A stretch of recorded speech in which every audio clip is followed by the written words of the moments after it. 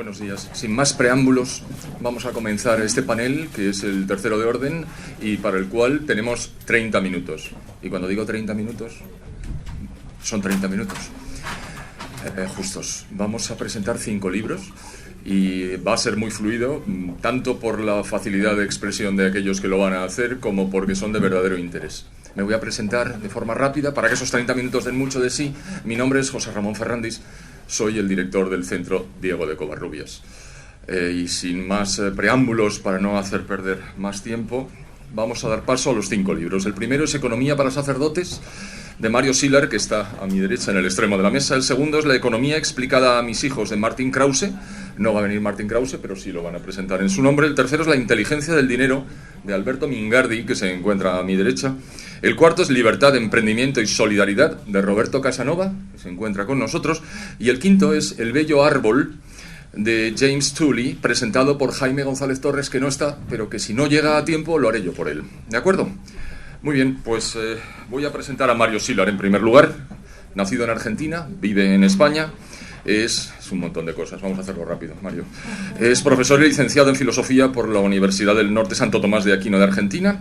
Estudió posgrado en Organización y Gestión Educativa en la Universidad Austral en Argentina. Tiene un máster en Derecho de Integración Económica por la Sorbona y un máster en Formación del Profesorado por la UNED española. Es diploma de Estudios Avanzados en Filosofía por la Universidad de Navarra y ha sido Visiting Scholar en la Universidad de Reading. Y además también en el Acton Institute, de manera que esos son los antecedentes académicos. Ha ejercido en la Universidad de Navarra y es profesor de Responsabilidad Social Empresarial en la Universidad de Deusto. Coedita Natural Law, Historical, Systematic and Juridical Approaches, de la Cambridge Scholars Publishing, y edita Una vida santa dedicada a la libertad, ensayos en honor de Joe Kaysen. El libro que nos trae es Economía para sacerdotes. Me consta que es magnífico. Él lo va a explicar. Mario, por favor. Bueno, muchas gracias. Voy a tratar de respetar el tiempo para no quitar el tiempo a los restantes expositores. El libro es una coautoría con Gabriel Zanotti, un antiguo profesor mío, una especie de mentor en muchos temas, y la verdad que el libro tiene una especie de vocación un poco masoquista, porque en algunos ámbitos nunca somos todos los liberales y no nos hemos desprendido todavía de este resto atávico que para muchos liberales es las visiones trascendentes o religiosas de la vida, y en otros ámbitos somos demasiado liberales, demasiado peligrosos, tenemos una antropología demasiado cuestionable en contextos eclesiales y demás para proponer lo que estamos proponiendo, ¿no? Pero bueno, no cejamos en nuestro empeño y tenemos una especie de vocación por tener un análisis racional de lo que es la realidad económica, y pensando particularmente en nuestro origen. Tanto Gabriel Zanotti como yo llevamos varios años en contextos vinculados a instituciones cristianas de formación, ¿no? Tanto en nuestra formación personal como en la docencia y en el trabajo. Y en general, a veces con la Iglesia sucede algo que los psicólogos sociales denominan homogeneidad relativa del exogrupo. Es decir, tendemos a pensar que aquellos grupos de los cuales no formamos parte se mueven como un todo homogéneo, unificado, sistemático, que no sucede en nuestro grupo en el que formamos parte, ¿no? Entonces, en general, la gente que tal vez no forma parte activa de la vida de la Iglesia cree que la Iglesia es una especie de institución monolítica, con una unidad de sistema y de pensamiento muy homogénea y demás, y lo cierto que no. Así como quien está metido en el mundo liberal sabe que hay muchísimas corrientes, y sin embargo uno lo mira de afuera y dice, los neoliberales, y se hace una ensalada en la cabeza, con muchas personas sucede lo mismo con lo que representa la institución de la Iglesia, ¿no? Entonces, una cosa que sí hemos notado, que sí he notado formando parte de la vida de la Iglesia, es que a pesar de que hay muchísimos carismas, muchísimos modos de entender la educación, de entender la liturgia incluso, saben que dentro de la Iglesia la liturgia es una cosa muy importante.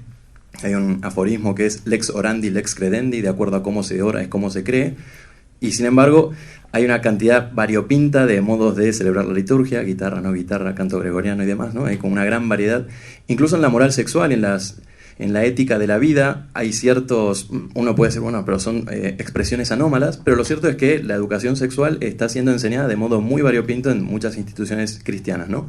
Sin embargo, si hay algo que atraviesa transversalmente los distintos carismas dentro de la Iglesia, es, en nuestra humilde opinión, un más o menos larvado anticapitalismo. Entonces, aquello en lo que comulga sí distintos ámbitos de vida de la Iglesia dentro de la Iglesia es en una desconfianza hacia el mercado, ¿no? Doy clases en el seminario de Pamplona, no sé por cuánto tiempo más, Y un seminarista explicando estos temas me decía, a mí no me gusta el libre mercado, ¿no? Entonces, y él puede decir eso y no es una cosa que genere escozor, ¿no? Entonces ahí tuve que fingir mi enfado y tratar de explicar qué es lo que decimos, qué es lo que entendemos cuando decimos que no nos gusta el libre mercado y qué es lo que sucede en aquellos lugares donde no hay libre mercado, ¿no? Entonces el libro trata de algún modo, conociendo la forma mental, la forma de pensar de personas que tienen una visión trascendente de la vida y demás, tratar de mostrarles que la racionalidad económica, que la acción de los hombres en el mercado y demás, es algo que requiere ser analizado poniendo cabeza, poniendo mente, poniendo juicio crítico y no tanto sentimentalismo, ¿no? Si bien hay algo que también vemos muy extendido actualmente en la vida de la Iglesia, que es este pensar conforme al mundo, ¿no? Entonces yo a este seminarista le comentaba y le decía, bueno, me parece muy bien, respeto tu opinión, pero que sepas que es una opinión que la podría compartir los dos candidatos presidenciales de Estados Unidos actualmente, una buena parte de la tecnocracia de Bruselas, una buena parte del arco político, si no todo, del país en el que estás, la mayoría de los presidentes de Sudamérica. Entonces, ¿no te genera una pequeña incomodidad que esos sean tus compañeros de alcoba a la hora de decir esto, ¿no? Y al menos si estás diciendo esto, ¿estás teniendo conciencia de que no estás diciendo nada muy distinto del pensamiento único?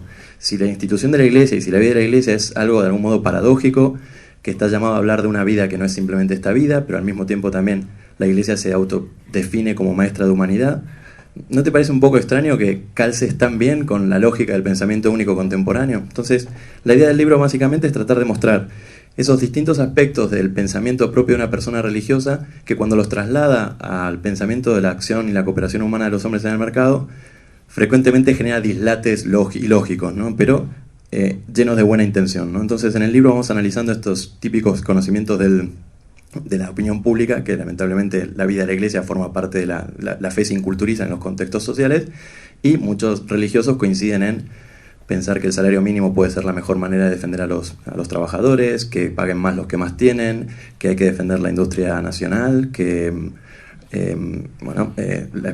las multinacionales explotan a los pobres, que los gobernantes, como velan por el bien común, siempre hacen leyes que tienden a buscar la justicia y demás, ¿no? Entonces la idea es problematizar estas cosas, mostrar que ninguna de esas opiniones son deducibles necesariamente, me había puesto el timer, son deducibles necesariamente de los principios de la doctrina social de la Iglesia, bien común, solidaridad, subsidiariedad, justicia social si se quiere, dignidad humana. Entonces, ninguno de esos principios supone que tengamos que definir aquí y ahora que el salario mínimo es el mejor modo de llevar esos principios a la práctica, ¿no? Entonces, al menos que se entienda que son temas opinables y que opinar estas cosas, así como hay tanta apertura al diálogo y a la atención a la misericordia, también es importante que en ese esfuerzo actual del actual pontífice por ir a las periferias de la existencia, de algún modo actualmente un creyente que crea que un creyente católico que crea que el libre mercado es un modo de armonizar la vida social, es realmente actualmente en la vida de la Iglesia una especie de persona que está en la periferia de la existencia, ¿no? No hay mucho lugar social para transmitir esas opiniones, ¿no? Entonces el libro trata de aportar ese pequeño grano de arena de que no es intrínsecamente perverso y contradictorio unir estas dos cosas que no son el agua y el aceite. Muchas gracias. Muchas gracias a ti, Mario, tanto por la magnífica exposición como por el ajuste a los tiempos. En segundo lugar, va a presentar Ignacio Rico, que se encuentra al final de la mesa, el libro La economía explicada a mis hijos, de Martin Krause. Brevemente, Martin Krause es doctor en Administración, profesor titular de Economía en las Facultades de Economía y Derecho de la Universidad de Buenos Aires y profesor visitante de la Universidad Francisco Marroquín de Guatemala. Es académico adjunto del Cato Institute y miembro de la Mont Pelerin Society. Ha recibido varios premios y becas, entre las que destacan la Eisenhower Exchange Fellowships en el año 93 del siglo pasado y el Freedom Project de la John Templeton Foundation en 1999 y en 2000. Ignacio, por favor. Muchas gracias. Bueno, hola a todos de nuevo. Voy a hablar, como acaban de adelantar, el libro La economía explicada a mis hijos, de una editorial de Martin Krause.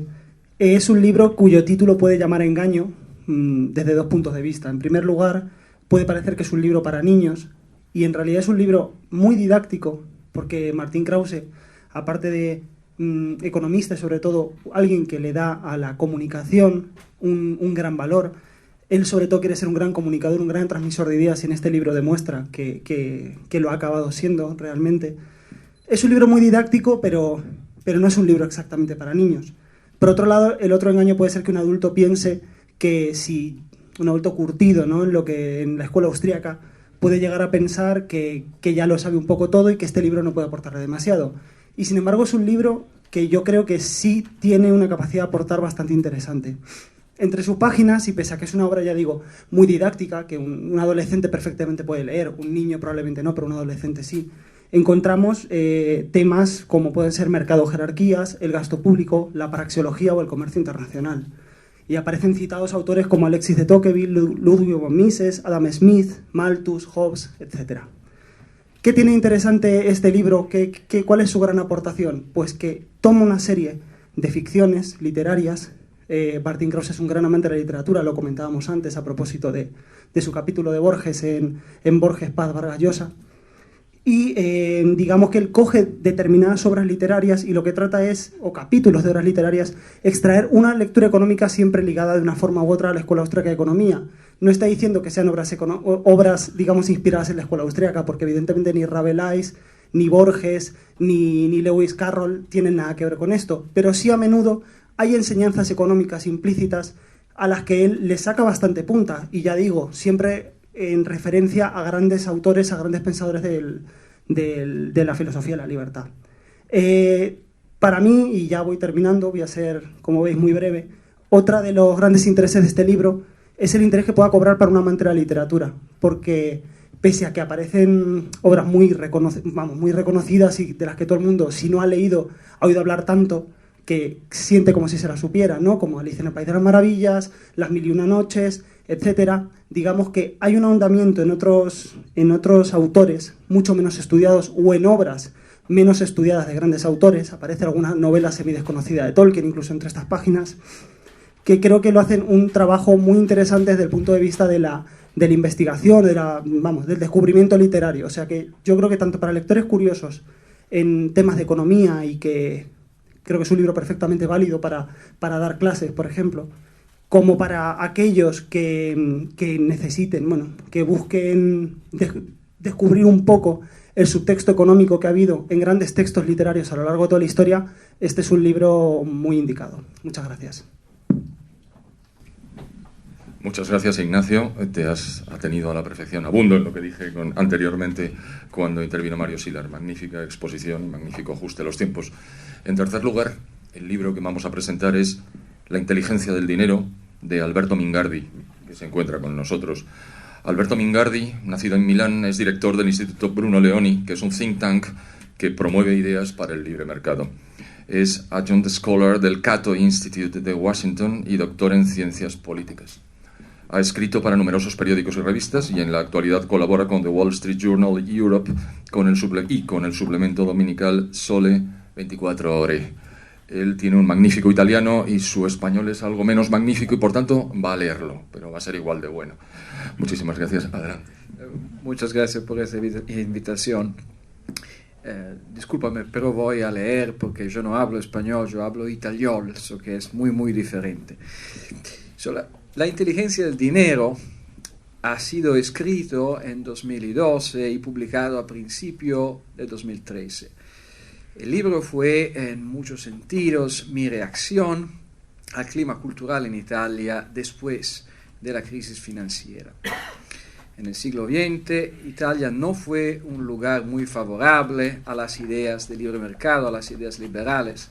Por otra parte, al final de los años 90 y principios de 2000, en muchos llegaron a enfrentarse con el hecho de que nuestra economía esclerótica necesitaba liberalizaciones, más competencia y una mejor actuación de los derechos de propiedad privada. Las reformas de aquellos años nunca me han parecido suficientes, ni tampoco a los otros libertarios italianos. Pero, hay que admitirlo, el Estado privatizó mucho, el 100% de compañías de telecomunicaciones, las autopistas, los bancos, etc. Prácticamente la totalidad de las privatizaciones en Italia, con la excepción de la privatización del monopolio de los tabacos, ha sido de izquierda, por gobiernos de izquierda. Silvio Berlusconi fue un jefe de gobierno terrible. Como todo el mundo sabe, él prefirió actividades más agradables que el trabajo laborioso de reformar su país. Pero él siempre hizo campaña electoral hablando de reducción de impuestos y de regulación más fácil. Gracias a él, los italianos familiarizaron con el vocabulario liberal clásico, pero al mismo tiempo fueron convencidos que Italia estaba pasando por una especie de neoliberalismo. Por lo tanto, este libro surgió de una frustración, la cual creo sea compartida con alguien de usted. ¿Cómo es posible que en un país donde el gasto público sigue siendo la mitad, más o menos, del Producto Nacional, se opina que se hayan tenido demasiadas reformas neoliberales? ¿Cómo es que la gente culpa a los mercados como si fueran organismos que llevan propósitos y no el resultado de las interacciones de la misma? La inteligencia del dinero es un otro, como muchos otros, primer en el liberalismo clásico. Lo escribí pensando en un lector bien educado, el que lee todos los días Corriere della Sera o El País. La inteligencia a que me refiero es la inteligencia colectiva del mecanismo de precios. Quería hacer hincapié en las virtudes del mercado como sistema en el que se toman decisiones descentralizadas, en el que cada uno de nosotros puede sacar el máximo provecho tanto de su libertad de elegir como de su libertad de ser elegido. El libro se desarrolla a través de los siguientes capítulos. El primero es una presentación general de cómo funciona el mecanismo de precios. El segundo se refiere a la relación entre las leyes y reglamentos y una economía de libre mercado. El tercero trata del libre comercio. El cuarto de las desigualdades y de la redistribución. El quinto de la crisis financiera. El último de Italia. El mensaje general es: tenemos dificultades en aceptar que un orden complejo pueda no ser planeado, pueda ser en suma un proceso bottom-up. Sospecho que, sobre todo, los intelectuales nunca aprecian como deberían procesos bottom-up. Estamos todavía con Marx, la abeja y el arquitecto. Este hubris intelectual, la ambición de planear la realidad, no es solo una actitud elitista, lo que he intentado demostrar en el capítulo sobre Italia. La ansiedad por tener un plan se acompaña con el escepticismo hacia todo lo que es nuevo y inesperado, al igual que los cambios que produce una economía de mercado. No sé si esta reflexión se ajusta a la experiencia española, pero en Italia la hubris de los intelectuales ha obrado justificando el instinto del hombre común de buscar a alguien que solucione sus problemas. Y desde que el gobierno es todopoderoso, es él que tiene que encargarse de todo lo que no funciona. Como punto de vanidad, estoy tremendamente feliz que este libro ha sido traducido en español. Le agradezco mucho a Unión Editorial, pero agradezco mucho en particular a Rocío Guyarro de Sedice, que gestionó la traducción del libro. Pensar que los liberales clásicos en Venezuela, con todos los problemas que tienen en este momento, pasaron tiempo y esfuerzo en traducir mi libro, es algo que me embaraza y me hace esperar que este libro puede ser digno por fin de vuestra atención. Muchas gracias, Mario. Alberto, ha sido perfecto. Nos quedan 2 libros. El primero es Libertad, Emprendimiento y Solidaridad, 10 lecciones de la economía social de mercado, de Alberto Mingardi, de Roberto Casanova. ¿Estoy yo bien? Sí. Sí, una vez vale. De Roberto Casanova, nacido en Caracas en el 62, economista de la Universidad Central de Venezuela, con estudios de maestría en Historia de las Américas en la Universidad Católica Andrés Bello, miembro fundador de la Asociación Civil Liderazgo y Visión, donde se desempeñó como investigador y charlista, miembro del Comité Académico del Centro de Divulgación del Conocimiento Económico CERICE Libertad, Ha sido profesor invitado en la Universidad Central de Venezuela, en la Universidad Católica Andrés Bello y en el Instituto de Estudios Superiores de la Administración. Fue gerente de privatización en el Fondo de Inversiones de Venezuela, director sectorial de inversiones en el Ministerio de Planificación y coordinador de proyectos en la Oficina Presidencial para la Descentralización. Fue fundador y presidente de la Fundación Justicia y Democracia. Es productor nacional independiente y locutor. Y fue conductor del programa Enlace Futuro, transmitido por Radio Caracas Radio. Además, ha publicado Bifurcación, entre una visión neocomunista y una visión creadora, y el libro del que vamos a hablar, Libertad, Emprendimiento y Solidaridad, 10 lecciones sobre economía social de mercado. Roberto, por favor. Muchas gracias. Yo hablo español, pero también voy a leer, no en italiano, ¿no? Bueno, gracias ante todo por tener la oportunidad de conversar sobre esta publicación. En este libro presento, con sentido pedagógico, a un público lo más amplio posible, a la economía social de mercado. Yo escuché acerca de la economía social de mercado hace ya varios años y durante mucho tiempo pensé que era una manera de referirse a una doctrina que yo equivocadamente ubicaba en algún lugar entre el liberalismo y el socialismo. No fue sino después de estudiar a algunos de los autores fundadores de la economía social de mercado que descubrí una versión del liberalismo, el llamado ordoliberalismo, una versión del liberalismo mucho más cercana a la difícil tarea de gobernar, al mundo de la política. Descubrí también una valiosa beta intelectual y quisiera rápidamente referirme al menos a 4 características de este llamado ordoliberalismo y de su expresión más concreta, la economía social de mercado. La economía social de mercado es ante todo una propuesta moral. Ella asume a la libertad como el principal valor al que una sociedad debería aspirar. Los otros valores que también promueve la economía social de mercado, la propiedad, la responsabilidad individual, la paz, la subsidiariedad o la solidaridad, se articulan de diversas formas con ese valor central de la libertad. La economía social de mercado adopta, en segundo término, una mirada sistémica sobre la sociedad. Considera a la economía en el contexto más amplio de la sociedad y de los otros sistemas, el sistema político, el jurídico, el moral, el cultural, el ambiental. Entiende también que un sistema complejo se caracteriza por la libre interacción de sus componentes dentro de un marco de reglas, a veces sorprendentemente sencillas. Esta mirada sistémica le confiere necesariamente un carácter multidisciplinario, un rasgo muy interesante también del ordoliberalismo. En tercer término, la economía social de mercado es un enfoque políticamente sensible. Posee un sentido de la mesura que permea todos sus planteamientos. Comprende asimismo que corresponde al proceso político la creación de algunas de las reglas de una economía libre. Advierte, sin embargo, que esta intervención estatal se refiere solo a esas reglas y nunca al proceso económico como tal. A partir de este enfoque moral, sistémico y político, la economía social de mercado aborda importantes y diversos asuntos. Me refiero rápidamente a 4 de ellos. Primero, la competencia. El énfasis de la economía social de mercado en la competencia nace de la convicción de que esta es la mejor forma de incentivar el emprendimiento, la innovación, la productividad, siendo además consistente con el valor de la libertad.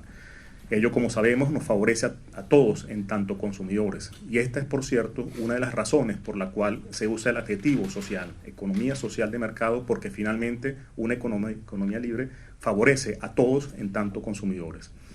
En segundo lugar, la desconcentración del poder.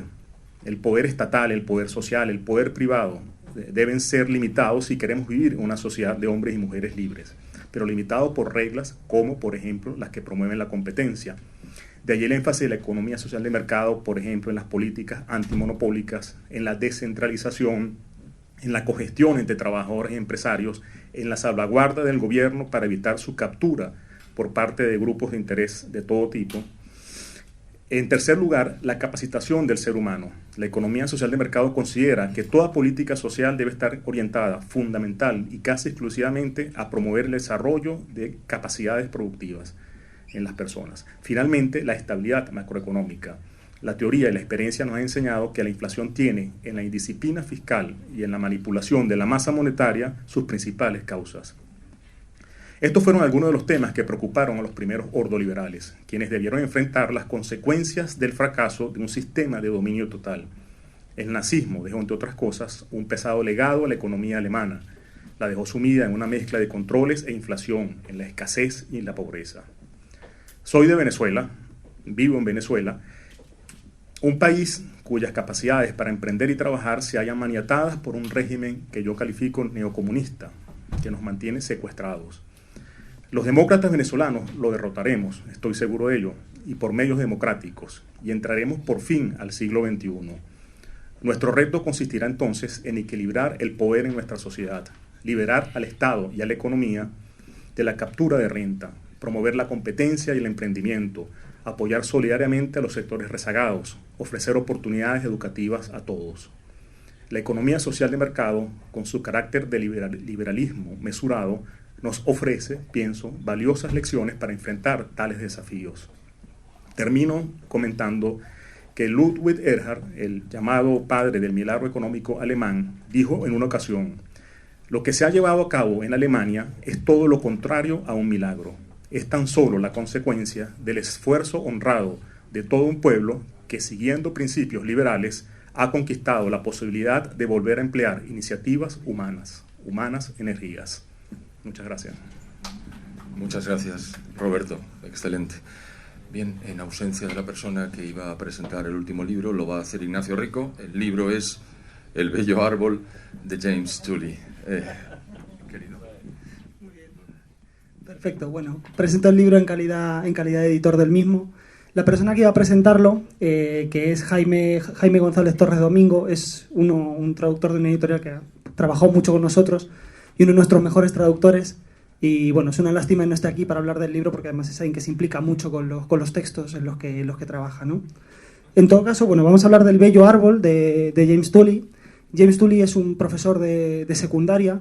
El libro lo publicó en el Cato Institute hace ya unos cuantos años y el subtítulo, digamos que lo dice todo sobre su contenido, ¿no? Se subtitula el libro Un viaje personal a cómo las personas más pobres del mundo se están educando a sí mismas. Este profesor, digamos Tully, de orígenes ideológicos más bien socialistas, empieza a viajar a países pobres para dedicarse a la educación, a las zonas más pobres, además de esos países, Zimbabue, la India, y pronto empieza a descubrir que la educación pública en esos lugares no funciona para nada, los profesores se duermen, nadie los echa, evidentemente, si se duermen, no van a dar clase, dan clases sin mesas, fuman en las clases y pasan de los alumnos, en fin, un desastre. Y sin embargo, profesores de orígenes pobres, como las familias cuyos hijos están buscando, entran en esos colegios, empiezan a formar escuelas de costes muy bajos, muy económicos, mucho más baratas que las escuelas públicas para familias poco pudientes. Y claro, profesores que en caso de, no pueden dormirse en clase porque los padres protestan, la lían y los echan directamente. O sea, no hay manera, digamos, de que ahí vendan gato por liebre. Y entonces habla sobre cómo en estos barrios, y ya os dejo que descubráis vosotros el libro, que es uno de mis libros preferidos de los publicados en Unión Editorial en los últimos tiempos, la verdad. Habla todo el testimonio de este hombre, que es un libro muy testimonial, es un libro muy de vivencias personales, pero también muy reflexivo y analítico. Cómo descubre que esta autogestión de los pobres de su propia educación al margen del Estado acaba siendo mucho más funcional y efectiva y claro, o sea, a él, para James Tully fue todo un proceso de transformación ideológica descubrir esto, ¿no? Y una apuesta por la educación privada en un sentido que popularmente, digamos, para la... ¿cómo se puede decir?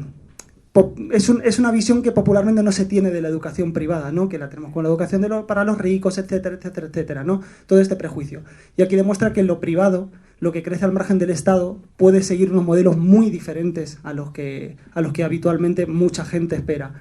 Y vamos, ya digo, es un libro realmente aporta, que creo que es lo mejor que se puede decir de un título así. Gracias. Muy bien. Pues muchas gracias a todos los ponentes, por supuesto a todos ustedes por su atención e interés. Hemos llegado al final del panel y reiterando mi agradecimiento, damos fin a esta presentación. Muchas gracias.